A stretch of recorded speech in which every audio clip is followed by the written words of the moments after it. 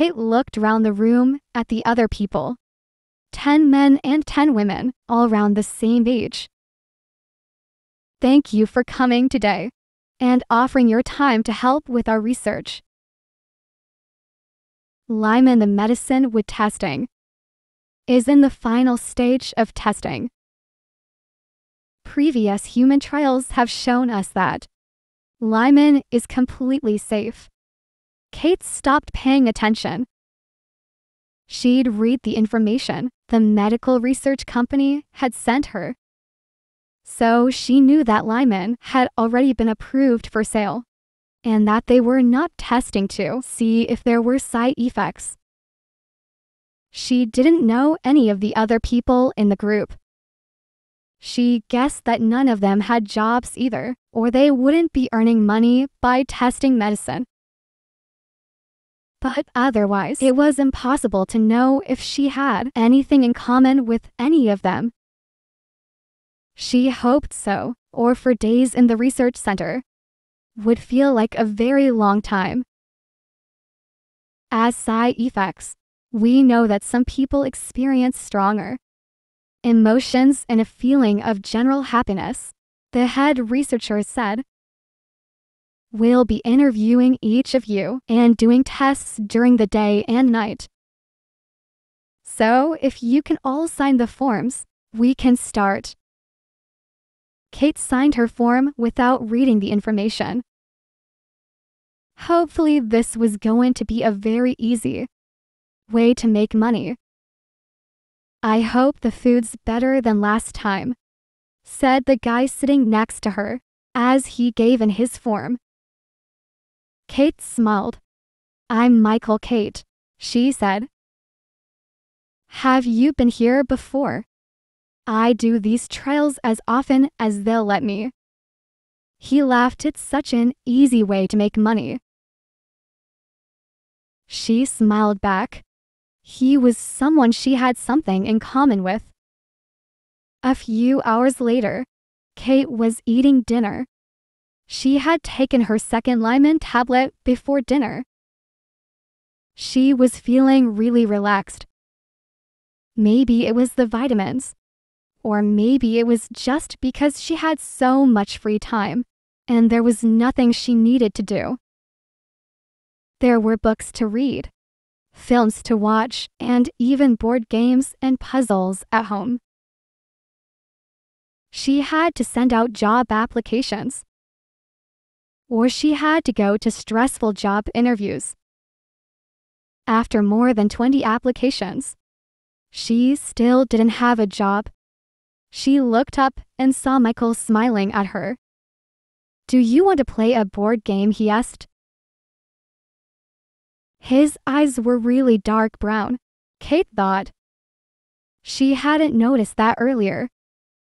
She felt her cheeks go red. Sure, she replied. But I like to win, she warned. Perfect. He said, me too. Was it her imagination, or did his cheeks look a bit pink too? For the next 2 days, Kate and Michael spent hours and hours playing games, chatting and watching films. I feel as if I've known you for months, not days, she said. She already knew he lived nearby, that he was a student studying for his PhD, in that he had dimples in his cheeks when he smiled, and a cute way of putting a pen behind his ear when he was reading. She wasn't sure, but she thought he was trying to sit next to her for meals and spend time with her whenever he could. Or maybe she was the one who was always looking for him. So, do you think you're feeling any side effects? He asked her one evening. They were sitting on the sofa, watching a film. Michael's knee was almost touching her leg, and if his hand moved just a little, it would be touching hers. Her heart beat faster, and all she could think about was being near, enough for his skin to touch hers. Her face was red again, She knew it. What she asked, trying to concentrate on their conversation instead. The side effects of Lyman that they told us about at the presentation, he said, moving his hand away. Her skin immediately felt cold, as if his hand had been making the air between them warm. "Oh, I wasn't really listening," she said. "We still get paid anyway, don't we?" And then he did it. He moved his hand so that it covered hers. A nice feeling traveled all the way through her fingers and across her skin. She turned her hand over and held his hand. He smiled and moved his face towards hers. "Can everyone come and get their next Lyman? Please call the nurse." Michael dropped her hand and followed the rest of the group to the nurse's room. Kate couldn't remember ever feeling so happy. "Thank you, everyone, for taking part. You're now free to go," the head researcher said the next morning as the trial ended. "Any side effects will disappear over the next few days. If you have felt any strong feelings and happiness, those feelings will decrease. Fortunately, we don't expect anyone to become depressed, however. We will keep in touch with all of you in the next few days to make sure everything is fine. We can have our first date now," Michael said to Kate. Breakfast over breakfast. They talked and talked. Kate knew she was in love. It was stupid, but it was true. Michael said it first. "I can't believe I met you. I've never felt like this about anyone before." "This does feel amazing," Kate said. But she had been worried about something since the beginning of the trial. She hadn't wanted to think about it, but now she had to ask him a serious question. "You don't think what? What if it's the Lyman making us feel like this?" "What was it he said about strong feelings?" "There's only one way to find out," he said. "If you don't want to be my girlfriend anymore, after a few days, we'll know it was just the Lyman." She smiled at the word girlfriend. "Maybe your side effects will go away first." Maybe, he laughed. "But I don't think so. This feels real to me." "Me too," she said. 4 months later. A few months later, Kate was thinking about the beginning of their relationship.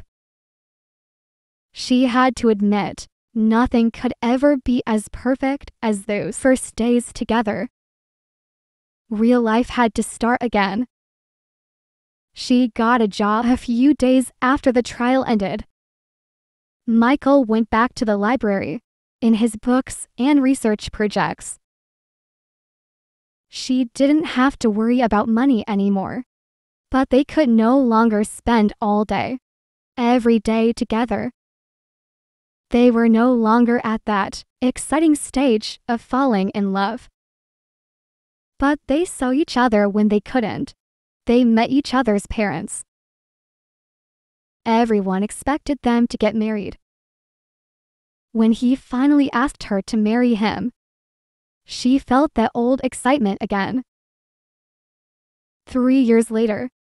"I really don't have time for this," Kate shouted. She hated doing the weekly shopping. Why couldn't he do it?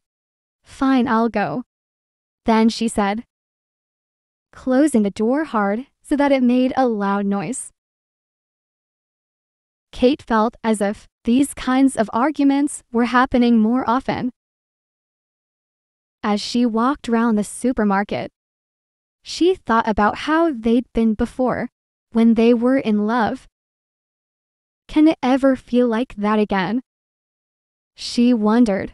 Walking into the health section, she recognized a word on a box of medicine. Lyman, the vitamin's name, reminded her of a special time. A time when she was really crazy about Michael. She picked up a box and put it in her basket. When she got home, Michael was already in bed, so she ate dinner alone, taking her Lyman with a big glass of water. The next morning, she woke up early as usual, but instead of jumping straight in the shower, she joined Michael downstairs for breakfast. "Good morning," she said. To her surprise, she suddenly wanted to kiss him on the cheek. So she did and sat down next to him at the table. He was eating in front of a big pile of books, looking cute with a pen behind his ear. "What are you doing?" "I'm applying for money for my next research project." He said, "Oh, good luck." "What's the project about?" After breakfast, she thought how nice it had been to see him, talking about something he cared about. She'd forgotten how cute his dimples were when he smiled, she thought. Or maybe she hadn't seen him smile much recently. Anyway, she decided to have breakfast with him every day, since it had been such a lovely start to the day. It couldn't hurt to make a bit more effort, could it? 2 years later, the baby hadn't stopped crying for 2 hours. But now her little face was peaceful as she slept. Kate felt annoyed. Where was Michael? She went downstairs and found him, filling bottles with milk for the baby. "Well done," Michael said. "That didn't sound easy." "No," she said. Angrily, "It isn't." "You're doing an amazing job," he said. "Okay. So I've washed all the clothes, made your lunch for later, and I'm going to come home early this afternoon, so that you can have some time for yourself." Kate managed to smile and say thank you. He really was being very sweet, even if she was too tired to feel grateful or to be nice back. As soon as he had left for work, she picked up the box of Lyman. By the time he came home, Kate felt able to smile back when he smiled at her. 1 year later, Kate was putting clothes away while the baby slept. She picked up one of Michael's favorite jumpers and held the soft material next to her cheek.